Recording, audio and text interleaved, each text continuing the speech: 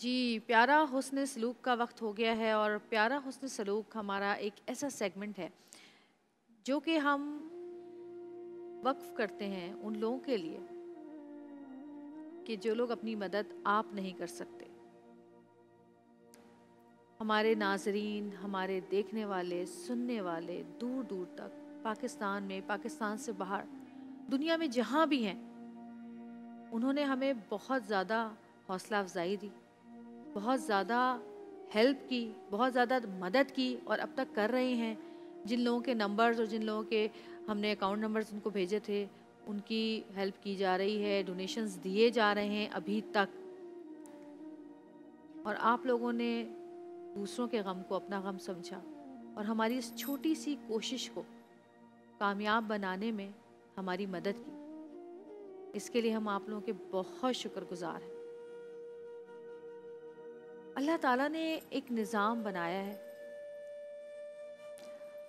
हमारी जितनी भी कमाई है, हमारा माल है, हमारे पास किसी भी तरह का सोना है, कपड़ा है, घर हैं, ज़मीनें हैं, जायदादें हैं, पैसा है, उस पे अल्लाह ताला ने ज़कात, सदका, खैरात हुक्म दिया गया है।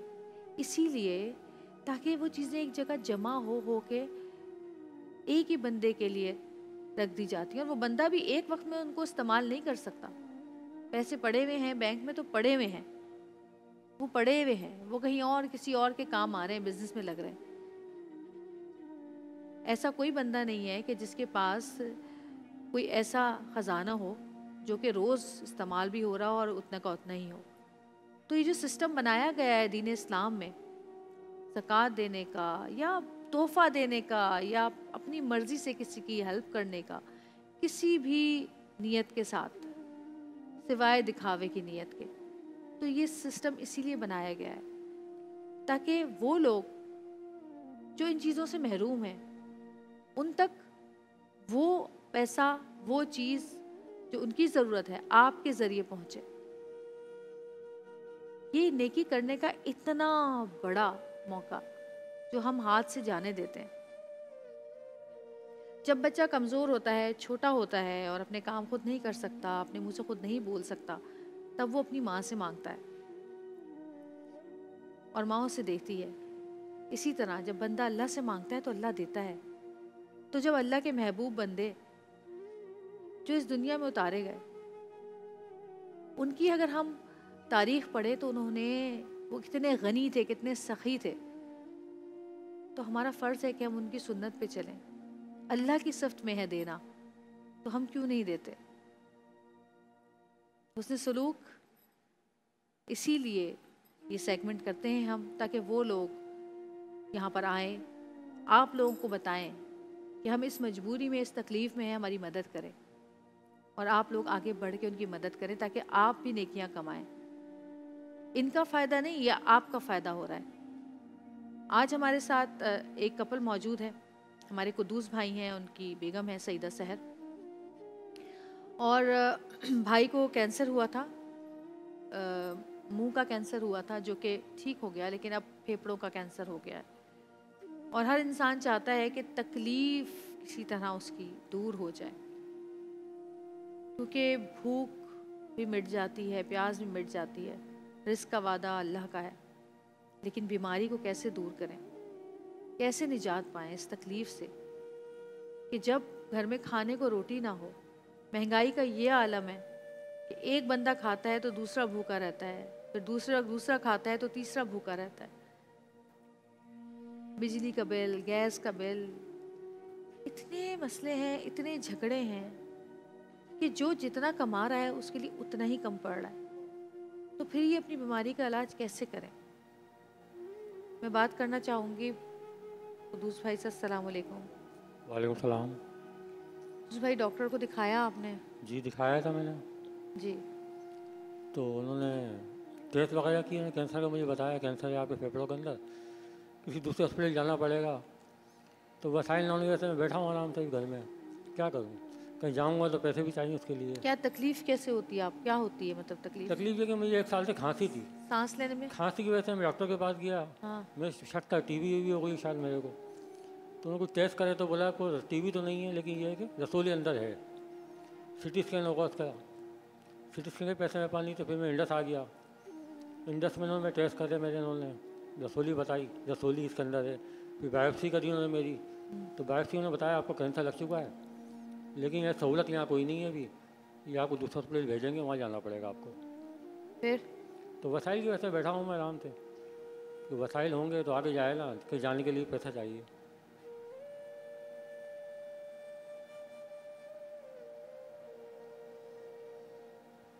क्या कहेंगे आप, क्या कहना चाहती हैं? लोग देख रहे हैं आपको। बस मैं यही कहना चाहती हूँ मेरे शोहर का इलाज हो जाए, क्योंकि हमारे वसाइल नहीं है। एक बच्चा छोटा है, उसकी भी जॉब ख़त्म हो गई है। एक बच्ची है, वो पढ़ रही है, अभी मैट्रिक में है। ठिया लगाते हैं, ऐसे बच्चों की चीज़ें बेचते हैं, कोई काम धंधा कुछ भी नहीं है। इसलिए इनकी बायोप्सी करे हुए भी महीना होने वाला है, लेकिन ना कहीं से कोई आसरा ही नहीं जो इनका इलाज करवाएं। क्या बताया डॉक्टर ने, कितना खर्चा आएगा इलाज में? डॉक्टर ने बोला कम से कम 15-16 लाख रुपए का खर्चा है। अब गरीब आदमी कहाँ से लाए? पहले इनका करवाया था, 5 साल हो गए, लेकिन ना जो भी जमा पूंजी थी सब लगा दी, अब कुछ भी नहीं है। इसलिए बायोप्सी करा के ना घर में बैठ गए। बस मैं ये चाहती हूँ मेरी शोहर सही हो जाए, इसलिए बड़ी परेशान हूँ। घर का सरबराह जो होता है वो घर का सुकून भी होता है और घर की छत भी होता है। माँ बाप अपना खून सेंच के अपनी औलादों को पालते हैं, चाहते हैं कि उनको किसी भी किस्म की कोई तकलीफ़ ना हो, सब कुछ उसको दें। लेकिन जहाँ माँ बाप इस हालत पे पहुँच जाएं कि उनका सहारा कोई ना हो, वो माँ बाप क्या करें, कैसे जिएं इस दुनिया में। भाई भाई इतना बहुत रो रहे हैं, उनको माने थोड़ा सा प्लीज़ इधर आ जाए इनके पास।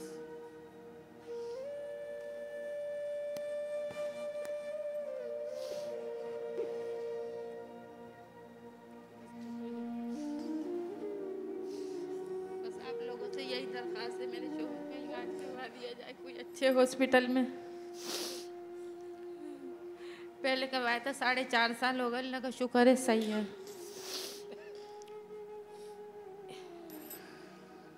या अल्लाह,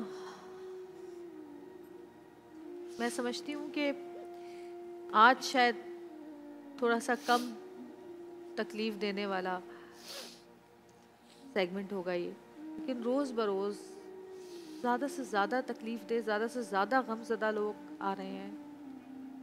इंसान इतना मजबूर है इस दुनिया में कि हम सोच भी नहीं सकते कि वो रोने के सिवा कुछ कर ही नहीं सकता।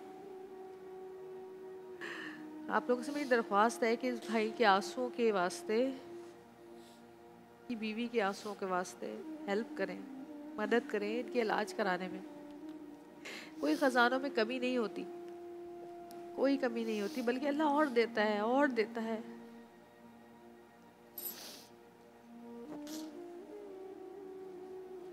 अभी पिछले दिनों मेरे पापा की तबीयत ख़राब हुई और मेरे पापा मुझे कभी भी फ़ोन करके नहीं कहते कि उनकी तबीयत ख़राब है। एक बार उन्होंने मुझे फ़ोन करके कहा था कि बेटा मेरी तबीयत बहुत ख़राब है। तो जब मैंने कहा पापा ने बोला है तबीयत ख़राब है तो यकीनन ख़राब होगी पापा ने तो कभी, जबकि पापा बीमार होते हैं अक्सर हमें 2-3 दिन के बाद पता चलता है कि पापा बीमार है। कभी अम्मी बताती हैं या बहन बताती है तो, या भाभी बताती हैं, भाई। तो उस वक्त पापा को कोविड था। अभी कुछ दिन पहले पापा की कॉल आई रमज़ान से पहले कि मेरी तबीयत ख़राब है।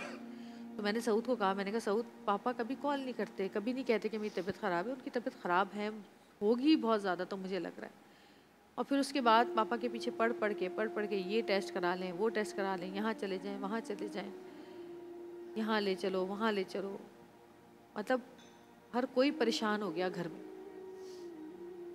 लेकिन हम कर सकते थे तो हमने किया, जो नहीं कर सकते वो क्या करें।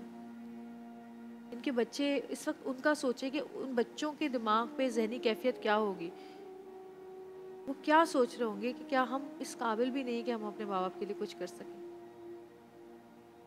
छोटे बच्चे क्या कर सकते हैं, और बच्चे क्या आजकल तो बड़े बड़े बेचारे डिग्रियां लेके घूम रहे हैं, अल्लाह से दुआ है कि अल्लाह ताला हमारे मुल्क के हालात ठीक करे। हमारे मुल्क में गरीबों को तो लगता है कि जैसे जीने का कोई हक ही नहीं है, बहुत तकलीफ दे ज़िंदगी है। और वो लोग जो कि अच्छा खा रहे हैं, अच्छा पहन रहे हैं, भले हैंड टू माउथ हैं, कसम से शुक्र गुजारे अल्लाह का, सजदों से ना उठे। मैं तो कहती हूँ आपसे मेरी इल्तिजा है, इल्तमास है आप लोगों से कि प्लीज़ इनको दिल खोल के इनकी हेल्प करें, इनकी मदद करें, इनका इलाज कराएं। ना गाड़ी मांग रहे हैं, ना बंगला मांग रहे हैं, ना दुकान मांग रहे हैं, सिर्फ इलाज मांग रहे हैं। इलाज करवा दें इनका। अल्लाह का बंदा कोई ऐसा देख रहा होगा जो इनकी हेल्प ज़रूर करेगा, मुझे यकीन है। फ़रिश्ते इसी दुनिया में पाए जाते हैं। कॉलर हमारे साथ हैं, बात करते हैं। हेलो, अस्सलाम वालेकुम जी। हेलो जी हेलो जी जी हेलो, अस्सलाम वालेकुम। कौन बात कर रहे हैं? अब्दुल गफ्फार बोल रहा हूँ। ये दर्द नहीं बात हो सकती जी जावेदा मैडम पे? जी मैं बात कर रही हूँ। जावेदा बोल रही हैं आप? जी मैं बोल रही हूँ। अस्सलाम वालेकुम। वालेकुम सलाम। अब्दुल गफ्फार सेठ बोल रहा हूँ। जी जी बोलिए। आप टीवी की आवाज़ कम कर दें थोड़ी, तो हमें आपकी आवाज़ आ जाएगी। अब्दुल गफ्फार सेठ बोल रहा हूँ कराची से। ये मैं इनको डोनेशन करना चाहता हूँ जी 10,000 रुपए। बहुत शुक्रिया भाई, आपके 10,000 रुपये इंशाल्लाह आपको अल्लाह 10 लाख रुपए करके लौटाएगा, हमें यकीन है। बहुत शुक्रिया, बहुत शुक्रिया। दिखाइए कि ज़रा ये काम क्या करते हैं, प्लीज़ ज़रा हमें दिखाएंगे हमारे स्क्रीन्स पे।